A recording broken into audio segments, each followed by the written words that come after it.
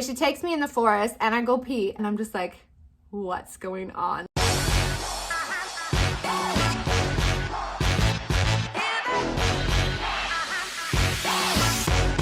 Hello, and welcome back to my channel. If you don't know me, my name is Jenna. I am a Canadian who has been living here in Germany since 2014, and I am officially in my new house. I am so excited. Anyway, if this is the first time you're tuning in here on my channel, you can go to lifeindusseldorf.com or lifeingermany.com to check out more of what I do. I basically share as many international foreigner expat tips as I possibly can. I've been here for the last 7 years, so I have gone through a number of experiences, many of them being very, extremely embarrassing. Either I find that they occur way too often, more often than they should, or they've really almost made a big impact in my life here, or have made a big impact in my life. So I'm just gonna cut to the chase and start with number one, which is, for me personally, the most horrifyingly embarrassing thing that happened to me here in Germany, and that was on my wedding day. So this happened a few years back already, and I did actually speak the language, but for some reason, when you go to the Standesamt to get married, or at least the woman that had conducted our wedding, she spoke this really like Hochdeutsch, and she spoke it with this really like funny accent and with a lot of like pep in her voice. Kraftgesetztes, rechtmäßig verbundene Eheleute.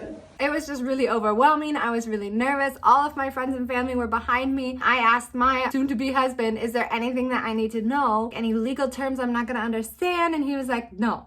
All you have to do is say, yeah. She ended up asking me more questions, and honestly from the get-go I did not understand a single word of what she was saying. So the first question actually ended up being, is there any reason why you don't want to be here in Germany, or you don't want to be marrying this German man? And I just like looked at her and looked around to everybody else in the room and was like, yeah. And she was like, yeah, okay, dann was? Like, can you explain to us why you're sitting here and why you want to get married then, if you're so happily not willing to get married? And I also knew that if you don't understand what they're saying in the Standesamt, well, then you have to get a legal translator, which cost more money. And I was just being cheap and was like, you know what? I can do it. I speak German. It's okay. My first thought was, oh crap, they're gonna stop this wedding. I'm not gonna be able to get married. We waited so long for this appointment, and it was the very last time slot at the end of the year in order to get married within that year. So any Germans watching will know, if you get married in the year before, or like within that year, then you save taxes on that entire year, despite the fact that we got the very last meeting of that year. There was a lot of at stake here, and everything just went silent, and everyone was looking around, and I was like, oh my god, please don't stop the wedding. Please don't stop the wedding. I can't do it. I was so nervous, and I don't know if she knew what she was gonna do, but then all of a sudden everybody just burst into laughter because they thought it was so hysterical that I made this huge mistake on my wedding day. And she just kind of like breathed and was like, okay, let's just move forward. And I was like, oh my gosh.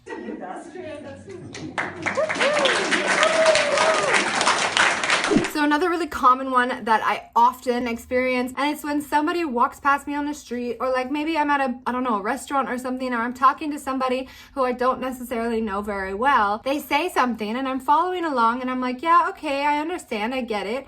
And I'm in the conversation, and then all of a sudden it just starts going like downhill for me, and I'm like, I have no idea where we are now. I don't know what they're talking about. I always kind of hope that we're gonna get back on track, so I'm just like, yeah, genau, yeah. If you don't get back on track, I'm just like, oh my god, what am I gonna say? Es tut mir leid, ich habe den letzten 5 Minuten nicht verstanden. Also, das ist wirklich peinlich. I think this will happen to many other foreigners living in Germany, unless you have the confidence to straight up be like, sorry, what did you just say? Like right off the bat. But I never want to cut people off, and I'm always super nervous, and I'm sometimes not the most confident in certain situations, especially when it comes to a foreign language. Number 3 would definitely be, I still haven't really figured out this like superiority thing here in Germany. So like, for example, yesterday I called our Verwalter from our old apartment to tell him that we had finished up our renos early.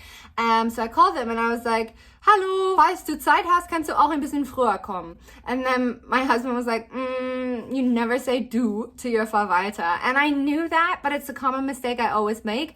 That's not what's super embarrassing about it. That's just like a minor aspect of it. But what can be really, really embarrassing for me is when I say sometimes the wrong things, because I learned German within my family. I learned German going out with friends, you know, and I wish that I had also learned a lot more in school. As nice as it is that I can actually speak in these like laid back conversations, what I can't do is speak to professionals or people who are superior to me or whatever. So there are times where I'm just like at the doctor's office and then I don't know how to say certain medical terms. If I want to tell him like, oh, my son was throwing up or something, I'd be like, ja, und hat überall gekotzt, instead of being like, what's a German word for like übergeben or something, like these words. And then I know that I've made that mistake and I know that I shouldn't have said that, but it's like the only word at the time that I can translate in my head and use. And that really frustrates me, and it's really, really embarrassing because you notice right away when you say something, they look at you like, I feel like they think I'm just like this trashy person that came from Canada and landed here in Germany. And so in this case, I really would recommend you guys going for a German language course on top of all the fun stuff, of course, but it really, really, really helps. And I know I've said that a million times before. My biggest regret was not going to German class earlier on when I got here to Germany, which leads me to introduce our newest sponsor, EUS. EUS is a European cultural center where you can not only learn 12 different languages like German, English, Spanish, Italian, but you can also dive into the European culture by attending some of their different lectures or social events that share all of the exciting things about the European culture here. This is also a great way to really kind of like set yourself up for success before you move to Europe so that you're aware of cultural norms and the way that people behave here. But if you're really interested in learning the language, they also always offer free trial classes, whether you're a beginner or you're super advanced in one of those 12 languages. For example, there's also 2 trial classes starting in September that you guys can go check out if you'd like to. And if you love it and you're interested in signing up for one of the EUS language courses, you can also use my code. I'll paste it down below. I'll also include it in the description box, but Jenna 50 and you'll get $50 off your course fees. For example, their 10-week course package costs $279, and that includes 10 different 90-minute language course sessions, your digital course book, and your registration fees. But of course, with my $50 discount, you would then get significant discount off of that course package as well. You've also heard me mention numerous times how important it is to have a smaller class. EUS actually also offers classes between 2 and 5 students, so it really gives you an easier opportunity to learn, to ask questions, to understand. So if you're keen, their next courses start from October 4th, and the class times are manageable whether you're in European time zone or an American time zone. So feel free to check them out. Otherwise, let's continue into the embarrassing stories that I have living here in Germany. I have saved the best for last, guys, so let's roll on. Okay, so I've talked about words that I still can't pronounce no matter how many times I've asked a teacher to help me out. It's just not rolling off my tongue the way that it should be. I actually created a video where I mentioned different words that I couldn't say, and I'll link that for you guys up above. I also noticed one yesterday when I said voll mobiliert, voll mobiliert. So like when you're renting something fully furnished. I can't say it. So in Germany, in the German language, there are many German words that mean the same thing, and I'm constantly trying to figure it all out. If you're learning a bit of German already, you probably already know, for example, weiß, like ich weiß, I know. You can say weiß, it's like the color white. Or there's also bitte. Bitte is like the most confusing one, and everybody talks about this. You can say like wie bitte, like excuse me, or you can say bitte, kann ich was bestellen? And that would be please. Or you can be like, excuse me, can I ask you a question? And they'll be like, ja, bitte. All different scenarios, all different examples. So there are 2 words that I use incorrectly all the time, and that is Nacht, Nacht, und nackt.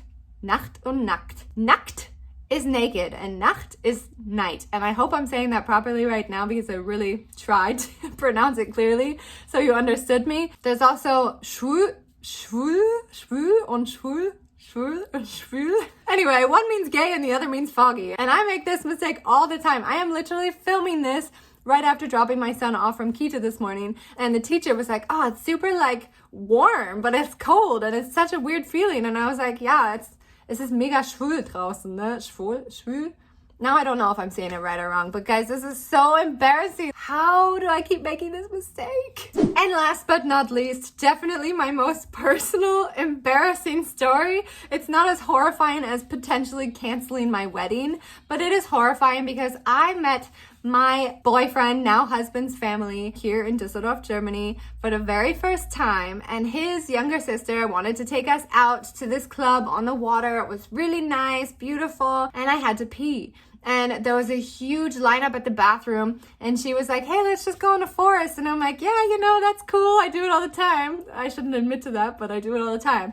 And so I was totally okay with it. It was our first time meeting. We were getting along. She didn't speak much English. I didn't speak any German. Anyway, she takes me in the forest, and I go pee. And then immediately I get up, and I have this, like, TMI, guys, way too much information, this burning sensation down below. And I'm just like, what's going on? Like, I thought, A, I either sat on an anthill, or B, I got a really, really fast, like, urinary tract infection or something, and I was terrified. I mean, what are you supposed to do when it's your first night out in Düsseldorf? It's your first night meeting your boyfriend's sister, and you have to bring yourself to gain the courage to go to your boyfriend for the first time and be like, I think we need to go to the hospital. This is like the first thing I said because I didn't know what was going on, and I didn't know what I was supposed to do, and I had never had this feeling before, and it just happened in the woods. It was horrifyingly embarrassing to gain the courage to tell